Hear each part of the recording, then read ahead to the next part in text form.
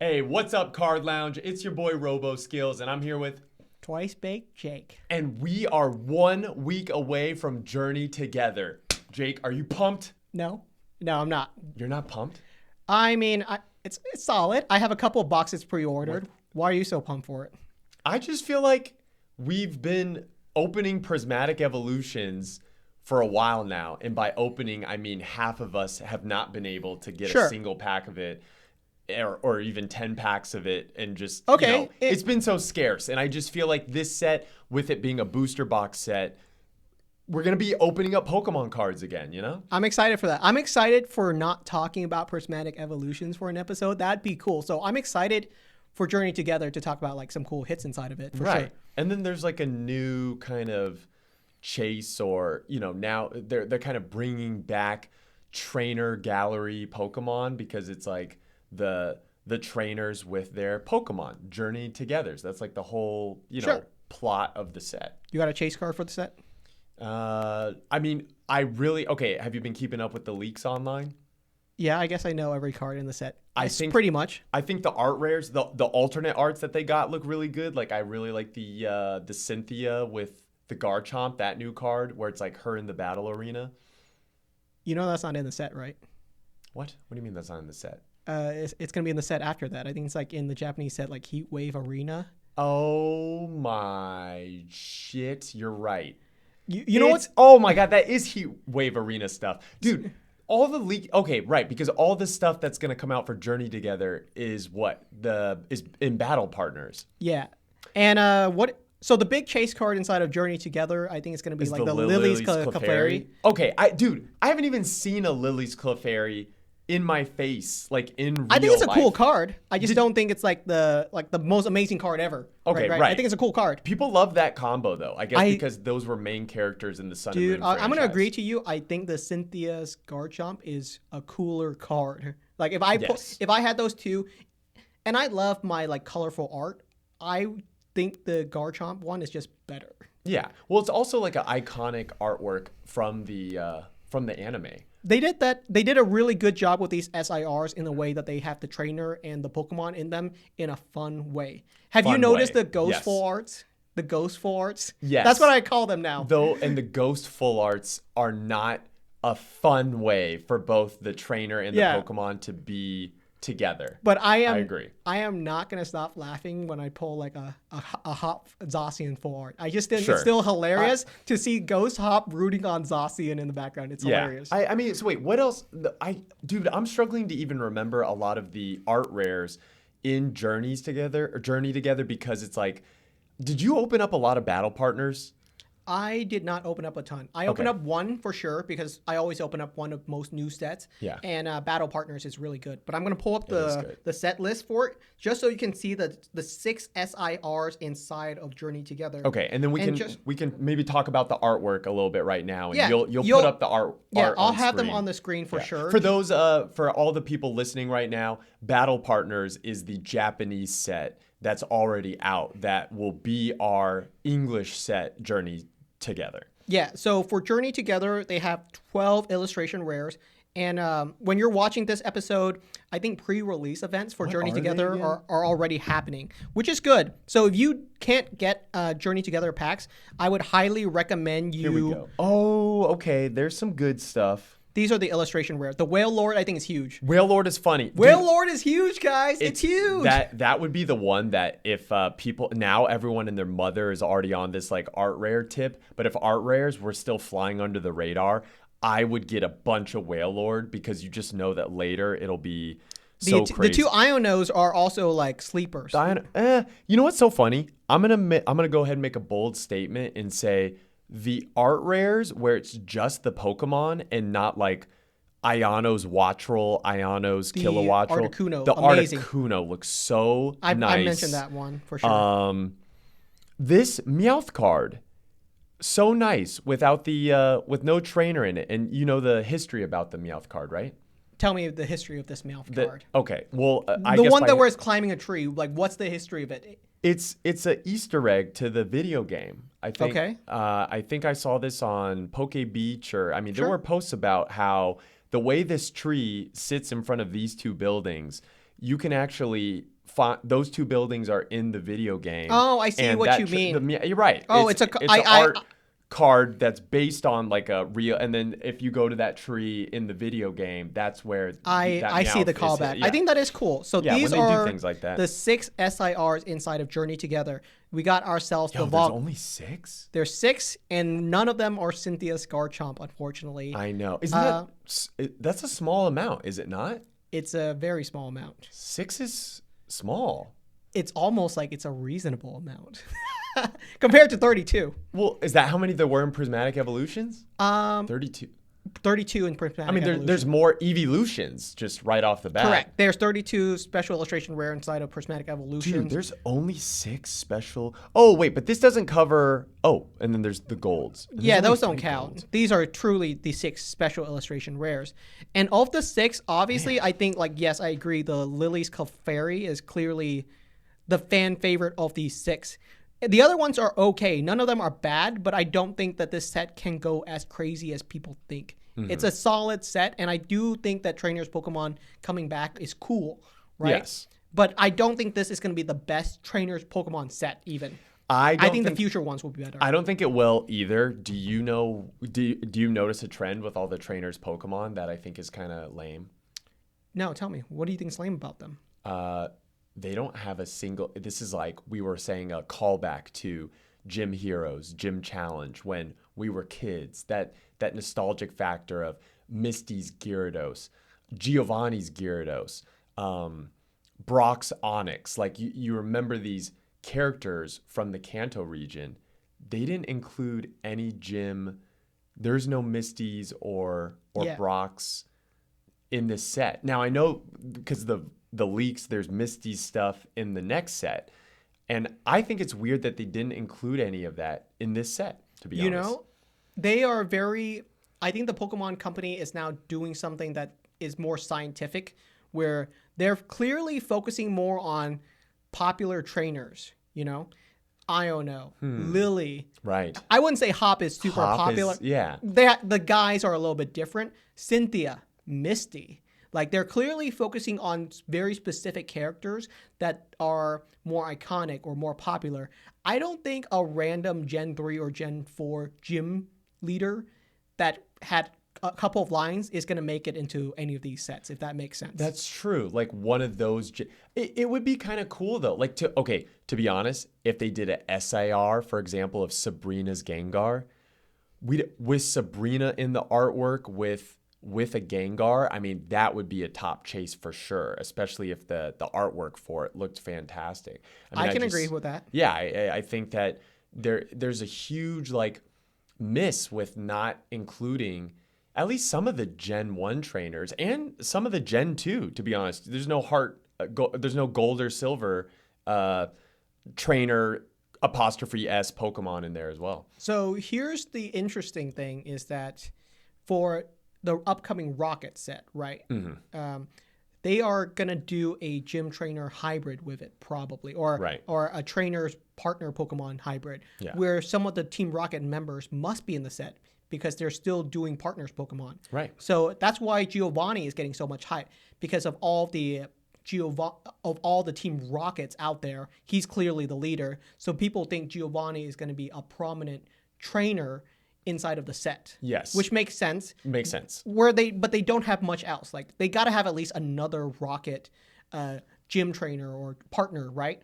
Which else would they pick? Jesse and James? Like, who else is really in Rocket, right? And that's harder. That would actually be kind of cool. I mean, we've talked about this in the previous podcast episodes where the Hidden Fates Jesse and James is like going up. It's popping off. Yeah. Do you remember the regular holo hits of like there's a Arbok holo in the background? Jesse's very small because it's just a small card artwork, and there's a Weezing.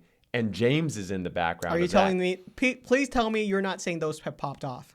No. Okay. But I think they would pop off if they were in that set as a Jesse's Arbok, James's Weezing, James's Victory Bell, and you got a really sick SIR out of them, right? Like I think Arbok recently had a really good art rare.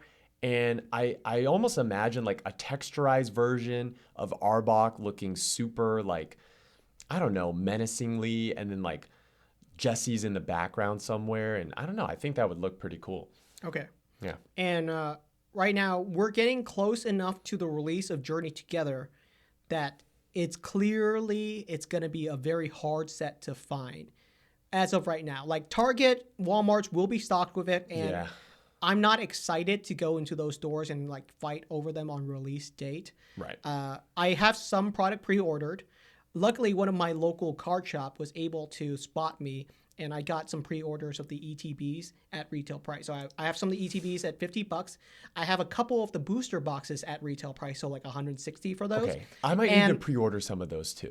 And the best one, shout out to GameStop, because I was able to pre-order 10 single blister packs of Journey Together from GameStop. And you're keeping all 10. And they canceled 9 of them. Oh my gosh. So GameStop is giving me one single Journey Together booster pack. Should I even walk into GameStop and pick up my one booster pack pre-order? Come on, GameStop? How are you going to and then that's actually kind of news going on right now. GameStop's just canceling. Did you hear about all the rule changes? Yeah. They start to grade stuff for PSA. That partnership, as far as on PSA's part, brilliant. It's almost like, dude, do you see a trend with in like physical game sales trending, like the sales going down? Yeah. And it's like people are really just going to GameStops now to buy cards. I really see a shift of GameStop just becoming like this like a huge shift to being like extended card shops almost. Yeah. Like it's kind of crazy. Yeah, they're taking a lot of heat right now for a couple of different things.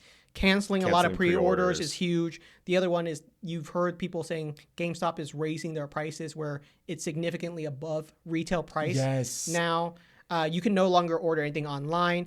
And they're doing all this on purpose. So now if you want to buy Pokemon cards, you have to go into the store. And when you're in the store, that does increase your chances of purchasing something else if you can't find the cards. You can't just pre-order online, which I'm fine doing, but I never know when these games stop. Like they leave it as to be such a small window. So for the next set, you're going to have to let me know when it's going down. Guys, I'll like make a TikTok video or something letting you all know, but there's going to be, I missed the one day you could go physically pre-order Journeys Together. So I have nothing pre-ordered. I don't even know if for the following set, GameStop is going to have that one day. They might not even have a one day. They might have a 1 hour window or something ridiculous. 1 hour, or wait, and I think I did see some like verbiage where they're just not going to do pre-orders. Yeah. So they're going to get their supply, their stock, and if you want to buy some on opening day, they'll have their full supply. It'll be first come, first serve. To be quite fair, I guess in a way for general collectors that helps them get product more than scalpers, because scalpers can't plan out like a bunch of like pre-order buyouts essentially. And like they can't be everywhere at once like they could with like pre-ordering and knowing their supply is locked in. So they're gonna have to choose where to be, and then they're just competing with all the other collectors that hopefully can just buy product in person on the day of release. Yeah. Like of all of my choices of where to buy cards right now, GameStop is not high on the list. It's very low, and for a bunch of different reasons.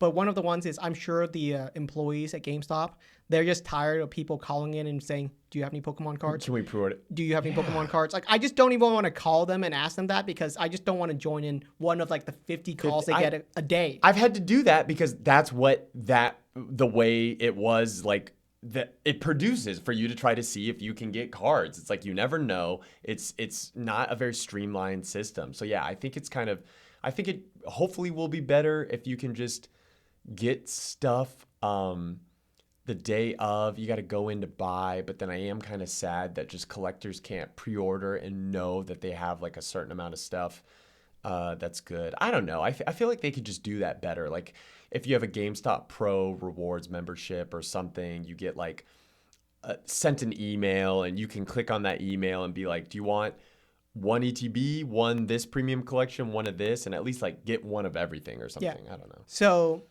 the thing about GameStop canceling pre-order is almost like unprecedented, because I've talked to my GameStop employees before where I say, hey, if I pre-order this, is it guaranteed? And they always say yes. Yes. Yeah. If you pre-order something, it's always guaranteed. Correct. They've never had a scenario where you pre-order something and you don't get your pre-order. Yeah, that's never happened before. Well, so this is like how unprecedented it is. Right. That's how it's supposed to be. I mean, you're giving your money to a company, trusting them. That's actually why, like, I'm kind of going through a little bit of a scam situation with someone where that's like what it revolves around. It's like, dude, you have my money and they're supposed to use that to buy product. And it's kind of like, when you don't do that, hey, like that was the agreement.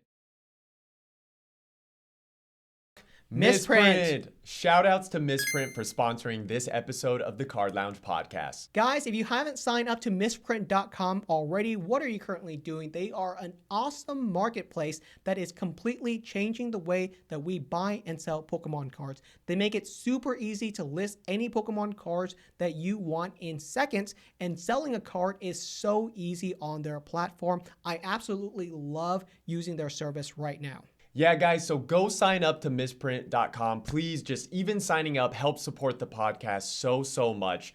It really is the best way to get a bunch of data on your slab cards as well. They've got a database with over 190 million sales points, which makes it super easy to research your buys and sells. It's super easy to sell cards on Misprint because you can sell cards like 10 to 20 times faster than listing cards on eBay automatically with the click of a button. You can also take pictures of up to 20 slabs with one photo, and it will just auto list those cards accurately and have them ready to sell. I absolutely agree with Rob. Misprint.com is currently revolutionizing the way that we buy and sell Pokemon cards, and the way that the marketplace works is for more of us to join up and really make it a true community. So if you want to check out a marketplace built by collectors for collectors, then I highly recommend you sign up for misprint.com today. A huge thank you to misprint.com for sponsoring today's episode of the Card Lounge podcast. Here's a fun factoid for you. What? The last product available from Brilliant Stars, Silver Tempest, Astral Radiance, most of them are sold out, but the last ones that were available were the Build and Battle boxes and the Build and Battle Stadiums. Yeah. Do you know why those were the last products still available, and why did they have so many of those? That's a good question. I feel like I guess I would have to know the price of them. I'm assuming just the price per pack is not good for the average pack, because I guess when you buy Build and Battles, you're also paying for the brick with the special promo card in it, the pre-release stamp promo. That would be my guess. My theory, I have to call it a theory because we'll never know for sure, but my theory is that those were printed during the pandemic, and they printed a ton of them, but a lot of card shops were not having pre-release events. And so they released those, but no one was ordering them or taking them. Right. So the Pokemon company still has stock. And that's why they actually came.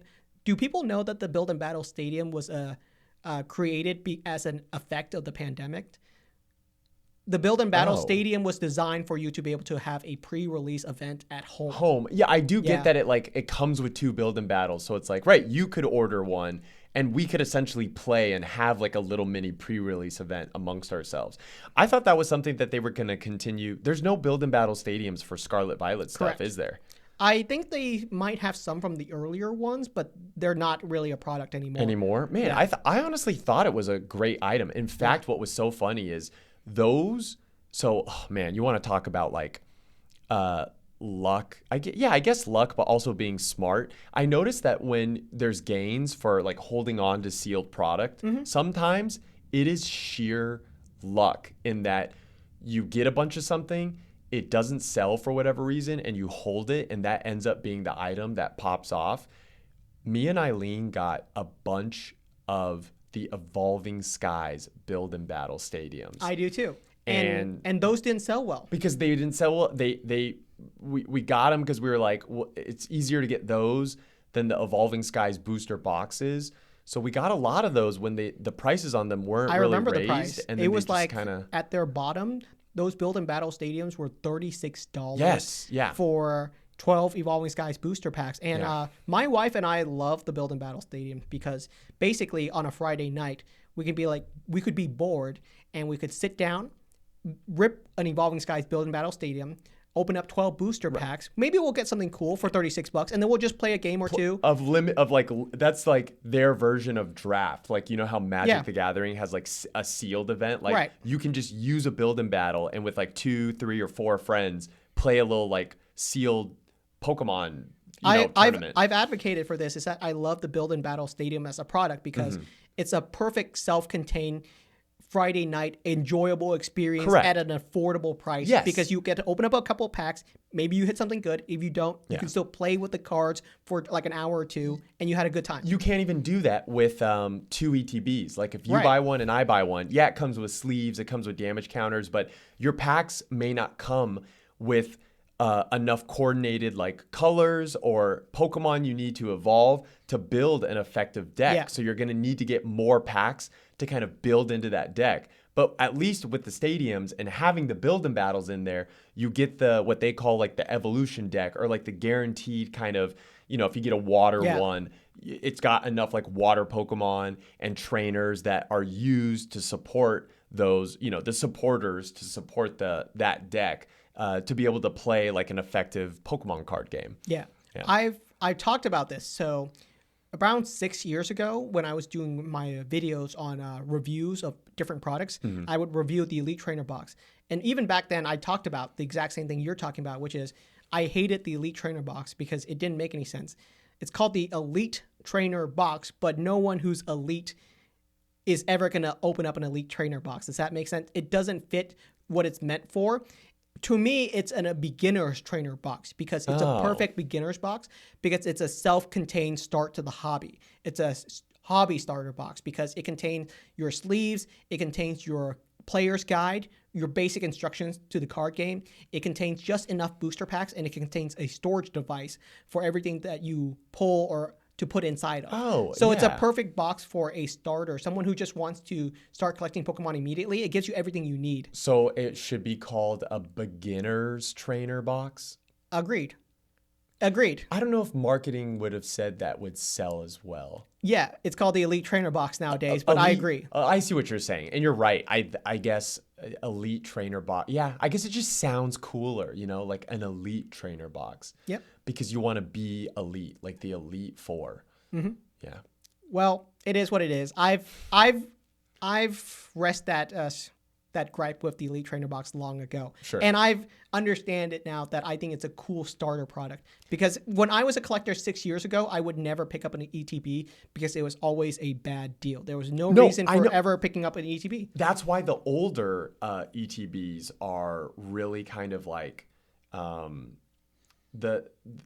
they're harder to find now, especially if you want to collect. It's so crazy. I don't know if I've told you this, but I finally got the first ever, and this makes me so happy to have this in my collection, but the first ever Elite Trainer box that was ever created. The Lugia one? Yeah.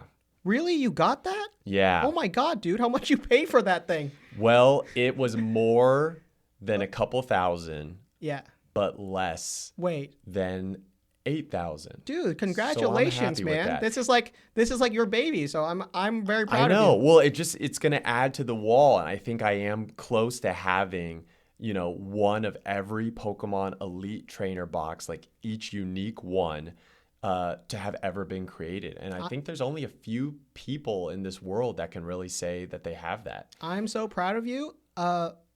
One thing I wanted to ask you, as an ETB collector, how annoying is it when they come up with a new set and there's 4 versions of an ETB? How annoying is that? I'll say this. I was actually going to bring up this gripe when you were talking about just the name Elite Trainer box. Yeah. My biggest gripe, because I can see 2 of the Evolving Skies ones right there. Yeah. There's 2 gripes. They should stop changing the size. I mean, they've made a Pokemon Center version, which is fine. They're going to make extra money for that because the size difference? The size difference when they've made the Crown Zenith one, the Pokemon Celebrations one, and the Pokemon Go one. They're all just different sizes. Oh man, that was so stupid. Just make the box the same size, Pokemon. You know what's dumb? They're like, oh, we needed it to put more stuff in it, and then they show the contents of the bigger one, and it's like one extra pack inside, and it would all fit in a regular sized Elite Trainer box anyway. Yeah. That, and also, I have a gripe with the Pokemon Center ETBs, because if you look actually at the 151 ones, Yeah. after Sword and Shield, They didn't do unique art. they started getting lazy with it, where all it is the same image, but maybe zoomed in a little bit more. Like the Obsidian Flames one, one's a Charmander, one says the Pokemon Center one, and it's the same Charmander, but it's like a little more zoomed in or zoomed out. At least with the Sword and Shield ones, Fusion Strike is a different color. It kind of has that purple color. And Celebrations was completely different. Like they were like a completely different design, like for sure. I know what you mean. Right. Different size, different design. They were different. I mean, Evolving Skies has like the kind of like spread out kind of lines radiating from each evolution. How much does that really cost them to add a different design? Really? Exactly. And I mean, it's not even like they were so crazy different to begin with, but the fact that now they're so lazy, they're like, buy these two different versions of the ETB, or like, now they've got the Pokemon Center stamped promos in the Pokemon Center ETBs. And so people are going nuts for those. But I still just wish they would do a little bit. I mean, it's like what we've talked about with the details. Like people that would care about that stuff, it would be nice if they did a completely different rendition. Like Surging Sparks, it's Pikachu with the crown. He can still have a stellar crown on him, but like maybe he's faced a different way, doing a different attack, posed in a different position. At least make it a unique art a little bit. All right, that's fair. Yeah. Because you have to look at them, and it's kind of annoying when they're all identical, so I get that. Yeah. I just find it a little bit frustrating that when they release like Scarlet and Violet base, you have a Scarlet ETB, a Violet ETB, a Scarlet Pokemon Center ETB, a Violet Pokemon Center ETB. So with one new set, there's suddenly four new ETBs for that one set. You know what? For me now, especially now that I'm like kind of caught up and I'm ready to get all four, it's, I guess, not that big of a deal for me. Right. Well, it is annoying because they've done that since, like, I guess even Sun and Moon, or no, even XY, like Primal Clash had two, and you saw that I've recently picked those up like a week or two ago. But even XY base, right? There was like the Xerneas and the Yveltal, two different colors. If they were doing Pokemon Center versions back then, I'm assuming they would be kind of different colors still, but same category, blue, red. I think it's cool that it's 4 and it's only a couple, every set they'll put out like 2 different types. Like, like what was the last, in Scarlet Violet, I guess Temporal Forces had the Iron Leaves version. Paradox Rift had it too. Oh, Paradox Rift had 2 different types? Yeah, there was the Iron Hands version, and they also did something similar. Where I know for sure, like there was an iron one, and then there was like like an ancient one. Iron, the Gallade, the iron. What is it called?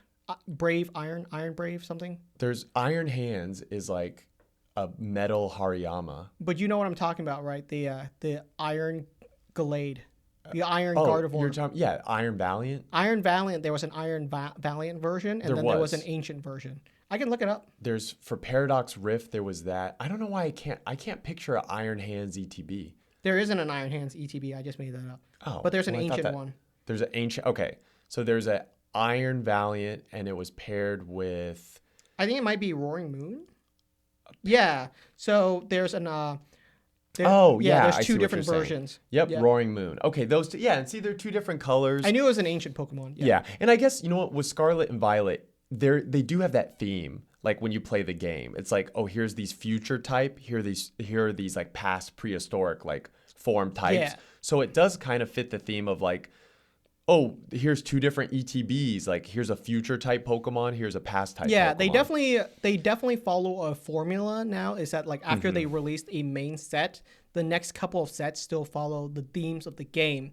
But once they start going down the line to like the 6, 7, 8 sets, now they're starting to branch further out because what does Journey Together have to do with Scarlet and Violet anymore? Nothing. There's nothing. Even 151, they just were like, let's bring back the Kanto region. Let's just do a nostalgia set because we haven't made enough money recently. Right. Yeah, they totally just do that. And it's weird. Like Obsidian Flames, there was just the Charmander ETB, and there wasn't like two different variants. It was just the Charmander ETB. So, for Journey, I mean, I guess we haven't seen any pictures for Journey Together. We don't know if it's going to be like a twin ETB set or if it's just going to be a solo set. I mean, we know. I mean, like the Journey Together ETB, we can see what's on it. It's the N. N's on the ETB. The Journey Together ETB. Wait, N's on the ETB? Oh, you're right. I did see those images. It's the first ETB with a trainer on it, isn't it? With Zoroark, I think, because there's always got to be a Pokemon. And you can see Zoroark. The Pokemon Center version, which is pretty much the same art with a slightly design. Image would just... I mean, they just took away the little lines. You know what's funny? Ugh, I think so lazy. I think the normal ETB version looks better. Yeah. And they should have flipped it. If they added the cool lines, extra flair to the Pokemon Center one, that would make more sense. I agree. Or hey, guess what? Just add some extra detail to the Pokemon Center one. No, yeah, they could do that where like the normal ETB is N, and then like the Pokemon Center one is Lily. Yes. Or just give us complete. Yes, I agree. Completely different art. And I think that'd be cool. I think that would make more people want to bother to get the other ones. But yeah, it's like they got lazy with it. And that's what bothers me is like, you can tell it's purely just laziness because they did make them look different in Sword and Shield. So it's like, it's not like it's never been done before or they didn't think to do it. They've literally retracted. What's the word? Regressed and, just made it worse. I'm gonna say whoever is designing those ETBs, they might be listening to this podcast. Someone had to physically design them, and they're probably shrugging right now and be saying like, "Well, we sold out day one anyway, so I think I did my job."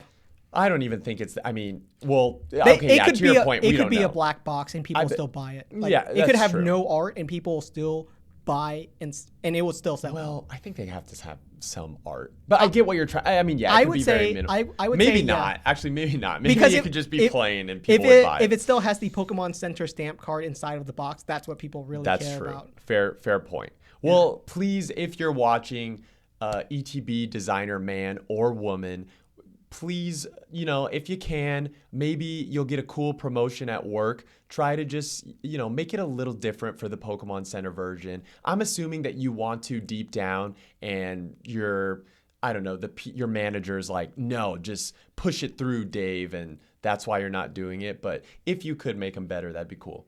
See, that frustrates me so much. Like this is how passionate we are as collectors, right?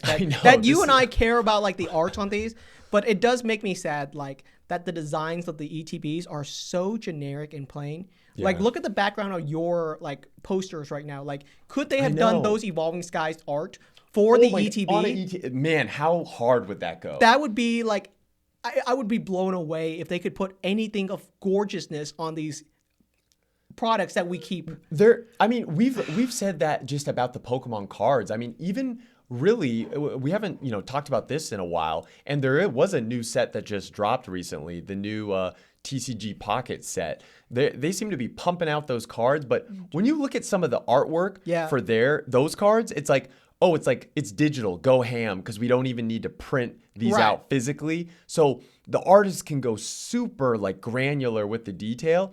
And it's like, man, some of these card artworks, give us these in real life because like these are beautiful. And I think I saw a lot of like feedback where people are like, I wish I had these in real life. Yeah. But Pokemon just, I don't know, they don't need to go all out or try as hard as they can to please us, the customer base, because they're already, the top dogs. Yeah, I have done some research on that, is how Pokemon cards get designed and how the artists draw some of the cards, because they've definitely done interviews with the artists and they've given their feedback. But basically the feedback is that in Japan, they know that the cards go around a silver or gray border because all the Japanese cards have silver and gray borders. So the artists know that in place. So they use an art piece that complements the border of the cards, which is why in English, when we had the yellow borders, it looks really gaudy, especially for sets like Crown Zenith. The arts look really good with the silver and gray border, but on Crown Zenith with the yellow border, it just stands out so much because it conflicts with the art. Right. And that's why it's more coherent now where they all have the same silver or gray border, which makes sense. Introduction of full art cards. It's like that.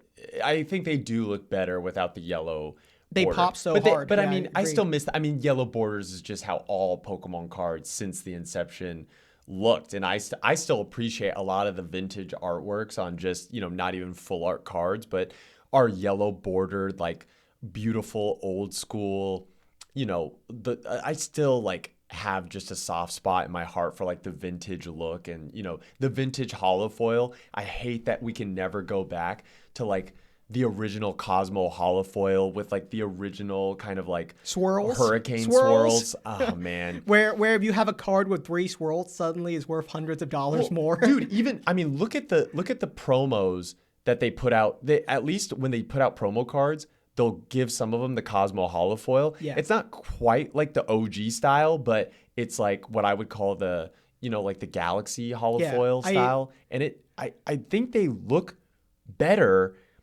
than a lot of even the art rares or certainly any of the regular rare holofoil styles. And if they just gave that holofoil style to the regular rare art set instead of it just being like generic line holofoils, I think that might produce some like actual chases from those regular rares. Yeah.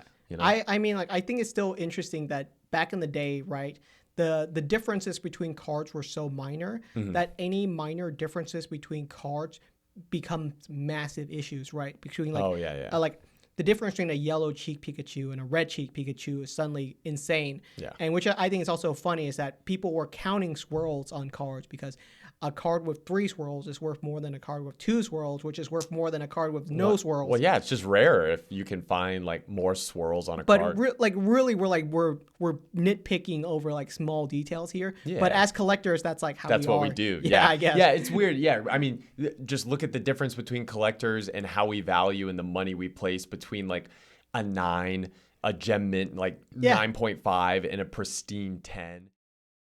Hey, what's up, guys? Jake here, and I just wanted to give you guys a little bit of context. We unfortunately lost 15 minutes of audio due to technical difficulties, but I wanted to give you guys some context for what happens next because I don't want you guys to miss out on it. But basically, Rob and I got into a little bit of a debate on which one of us is better at understanding the market and knowing which cards are better long term in terms of just general insight. And so we decided to do a little bit of a contest.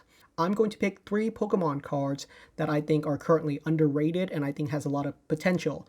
And Rob is also going to pick 3 cards and we're just going to have a little bit of a debate on it. And this is just a little bit of a friendly contest. But basically, we miss out on my first pick. And my first pick is the Celebi V Alt Art card. This is a card that I've been championing for a very long time since it released 4 years ago, and I still think it's a very underrated card. It really hasn't moved at all, while all these other cards have been popping off left, right, and center for the past 6 months. I think the Celebi V is super cool, and I think it just has a lot of inertia built into it. So perhaps my call will be correct, and that's the first call out, and we're going to be looking at Rob's first pick next. Undervalued though, that's like so hard. Underrated, I guess. Underrated. Which would be interesting is, let's say we all know the market is super expensive right now. Perhaps all of our cards will drop in value in a year's time, but whoever has less of a drop would still win. Okay, but I think that's the issue is because everything's so inflated. It's like I would have picked the Bubble Mew from Paldean Fates because I know how hard that was to pull. Well, here's the thing. But a month ago, it doubled, then tripled. And now it's quadrupled. Like intuitively, as a collector, would you say it's possible that it goes to $2,000 in a year? It could go more. I see. And that's going to be your intuition as a collector. I'll say this. I'll make this claim. my intuition is that it still has more room to grow, but I think a brunt of the growth for it has already triggered and happened. So I wouldn't place my chips on it now for the sake of this game because I think I've missed out on already a lot of its gain. Does that make sense? Sure. You want to pick a different one? I still think it has room. So now I'm trying to think of something that maybe even back before that card boomed, I would choose the Bubble Mew over even the card I'm about to say, but just maybe this card hasn't boomed as much. Is it an SIR? It is an alt art. Okay. It's from Sword and Shield. I'm gonna go ahead and say. I'm gonna go ahead and say the Sleepy Tyranitar from Battle Styles. That is a good card. The reason being, it's Tyranitar. I don't think people have given it its like full props yet. Ooh. And it gets a little special kind of. I think people are sleeping on it, no pun intended, because it was what set it. Battle Styles is the first set that set off modern alt arts. You know, that's a grade A pick for a bunch of different reasons. I know. One really good reason is because Battle Styles booster boxes just sold out. Correct. And now it has all that potential energy in it. To gain, exactly. That's why I'm picking that. Like, again, if you would have asked me this like 4 months ago, I think I'm picking Bubble Mew and other things. But right now, I feel like it has the most stored kinetic energy in it, like a Gambit card. Sure. And it's just got the ability to pop if, a month or what, we're giving like 6 months runway, right? Sure. So yeah, I'll pick that. Okay. That's it, man. For just off the top pick. Like, that was off the top. Instinctually, that was a great one. That's my instincts. All right. My next pick, I'm going to go with a Scarlet and Violet base card. And for very similar reasons to you, where it just started spiking, it just sold out. It has a lot of built-in energy. Yeah. I'm picking the Gardevoir EX Special Illustration Rare. And the reason I'm picking that card, I love the story of the Ralts, the Curlia, the Gardevoir. Fantastic art piece. I think it has a lovely story. It has a lot of potential. I like that card a lot. I literally sim for that card from the day that Scarlet and Violet was released. So this is not me making a off the cuff decision. I've always liked that card for a long time. Yeah. And I think that card has a ton of potential, especially because it's still a $200 PSA 10, even though it's a grade A hit, honestly. Right. It's only it's 210 as a man. Yeah. I agree with you. As an undervalued card, I think that card does have a lot of potential. All right. Pick your next card, Yuki. My next, oh my gosh, I know. I have to think. 3 cards each. I got one more card, and I actually don't know what my last card is. I'll figure it out as you decide yours. As I'm talking, sure. I think this one, okay, and we can do, so this isn't pullable from a set, but it's a promo card, but I think it's still valid because it was something everyone has access to, and I'm pretty sure you can still, buy it and stuff. Of course you can still buy it, but it's like from a box collection where they actually gave it an alt art, and it's a unique looking alt art. It's the man. I'm debating between the Kingdra and the Greninja because I think those are bad picks because they're so off the charts expensive already. Right. See, I'm wondering if they've already have realized. But I'm not gonna skew your bias. I don't want to. I just think. I don't know which one to pick. Whether it be the Greninja is already more expensive than the Kingdra because it's more popular. But since it's more popular, you know what? I'll pick that one. You got to pick the popular stuff. I think Kingdra also has a good. You should always growth. go with the wave of popularity. That always works. I'll be honest. Right. No, exactly. In the sense that Kingdra is less expensive than the Greninja now. Yeah. So if it doubled, it'd be easier to double. But Greninja can, what is it at in a PSA 10? I don't know. Right now, the Greninja EX in a PSA 10 is $250. $250? I think that card could be if they never reprint that box. Dude, I think that card it's technically an alt art. It's a unique alt art, and it could go to 500-600 in a PSA 10, and then eventually get to like your upper 800-900, maybe 1,000. Dude, that is because Greninja. You know, I don't hate your pick. I see issues with it, but I see pros of it too. Yeah. The issues with it is obviously it's a promo card. Yes. And it's already spiked a ton. Yeah. The pros of it is that you're absolutely right. It's a gorgeous art piece. Mm-hmm. I don't think it exists in Japanese. I think it's like an English exclusive, which makes it even more wild. That helps, right? Because does it? It doesn't exist in Japanese. So it's a unique English card, which is even funnier. I think that I don't know help why they did that. Okay, but that's a good solid second pick. I'm gonna go on a.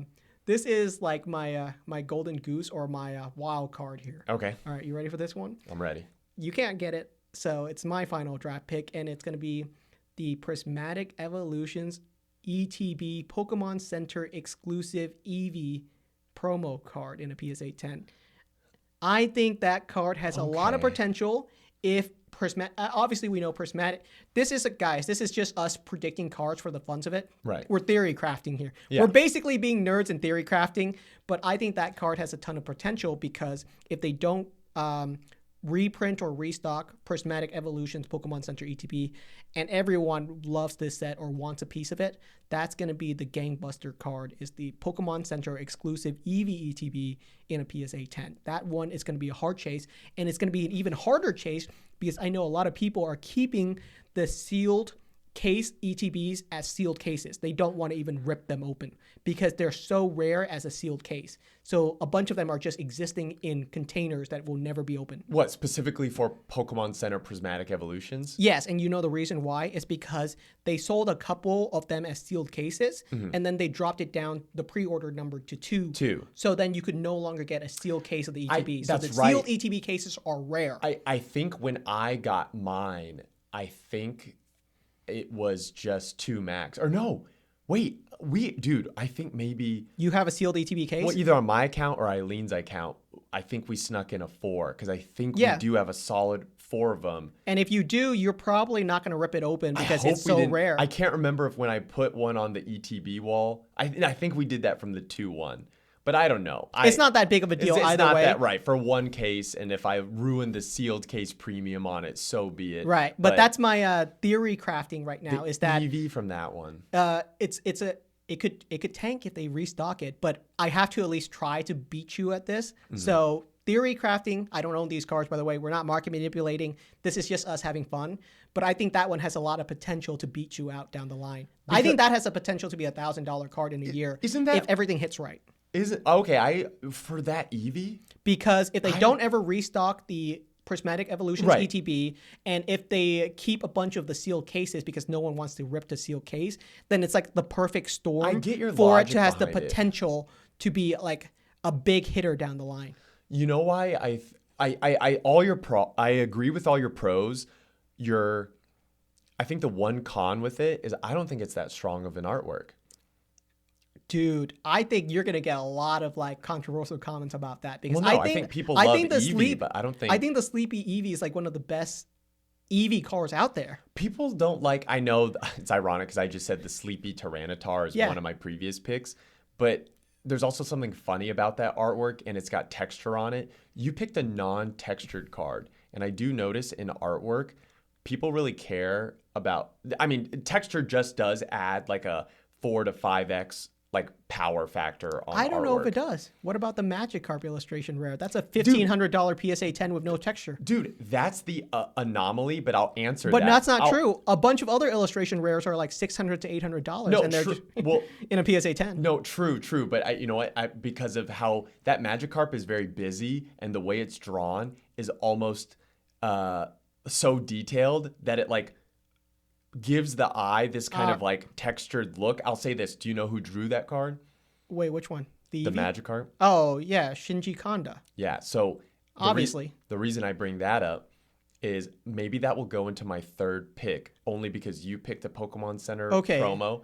I think there is a card that is a Pokemon that's way less popular than Eevee, but off the strength of the artwork alone. Let me guess. I think could get to huge numbers because it just reminds you of the Magikarp and it reminds you of the Giratina alt art.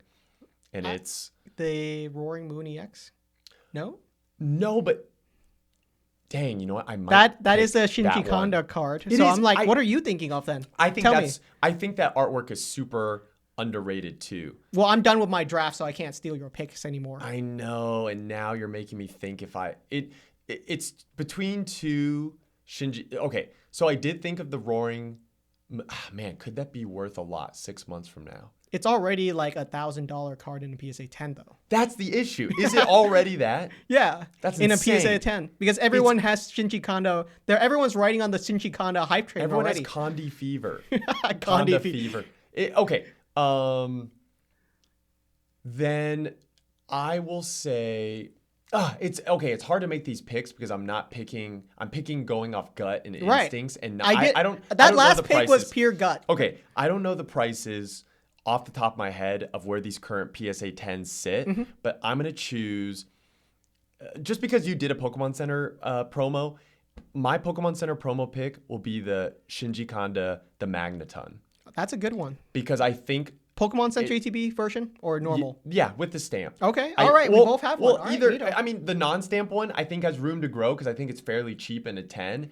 But it has the ETB one will be the ones that's going to be like the real big chaser. The X multiplier, right? Yeah. So I'll do the Pokemon Center stamped one because I think I want to say right now in a PSA 10, it's only like $200 to $250. Yeah. Right now. I don't know. I don't know the prices on these cards, but I have no idea what the price. I'll say that. Someone comment and confirm or deny the accuracy. I mean, of that. we'll have the prices on the screen, but like, true. I just think whatever the price the EV is going to be, it can still go up. It doesn't matter. And that's how I feel about the Magneton. I mean, 6 months from now, I would say that. Dude, 6 months from now, so many more sets will have come out. That Magneton with a Pokemon Center stamp will be hard to find, and for it to be graded a 10 too. So I would say it should be, hopefully $500, $600, $700. And if it's even more than that, then that means it's got that Magikarp effect to it. And that card is so busy, but also is so good when you look at it. And I get that there's not texture on that card, but oh my God, if that was an alt art with texture, like that Magneton art, you know which artwork I'm thinking of, right? Yeah. Imagine that with some texture on it. It would break the. I mean, you could say the same thing about the Magikarp too, but do you want to put a wager on this? Absolutely. Okay. The wager is, and I'm making the rules, baby. Okay. The wager is whoever wins this bet has to give the loser has to give the winner all 3 cards that they got. What, from our own personal collections? Yes. So if you, I wasn't gonna say that. I mean, not that I think I don't have the chance to be. Well, why don't we just do something fun? Like, I get to throw a pie in your face, or vice versa, or like there's like a challenge that we have to do, like ice bucket like, because that could be something we could film for the viewers. Because I make the rules, baby, and I want all of his cards. Okay, well, you know what? Since this one, you know what? We'll do more of these, and then that we can end up doing something silly where the loser has to do something that the winner gets to film or make them do. Like, I don't know. I can make you go into the middle of the street and do 20 push-ups or something. Like, but so you want this to be? Wait, I would have to get the cards that you thought were appreciated the most for you? Yes. Wait, then shouldn't we just both buy them now because we think that they're going to be super expensive later? You might want to. All right, guys, that's it for today's video. We are done theory crafting. That's how nerdy we are, is that we're doing hypothetical scenarios like these. But thank you so much. Really appreciate you guys for watching. See you guys next time. Yeah, thank you guys for watching. We'll catch you on the next one.